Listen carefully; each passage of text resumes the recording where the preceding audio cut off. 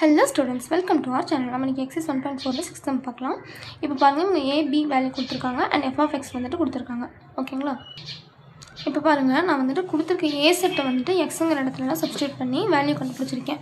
Cube அப்படினா இப்போ 2 கியூப்னா 2 * 2 * 2 ன்னு அர்த்தம். 3 டைம் மல்டிப்ளை பண்ணுது. ஓகேங்களா? இதுதான் நம்ம வந்து ரேஞ்ச் வந்து கண்டுபிடிச்சிட்டோம். இப்போ நம்ம வந்து ரீச் கண்டுபிடிச்சிட்டோம். இவங்க வந்து இந்த ஃபங்க்ஷனோட வகை என்னன்னு கேட்குறாங்களா? நம்ம என்ன பண்ணோம், ஏ செட் இருக்கும் இல்லைங்களா?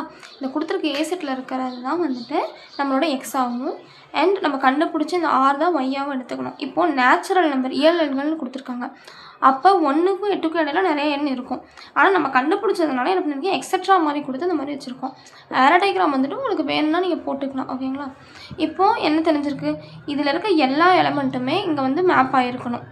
அப்படி இருந்தால் அது 1 to 1. ஓகேங்களா? அதாவது ஒன்றுக்கு ஒன்றான சார்பு.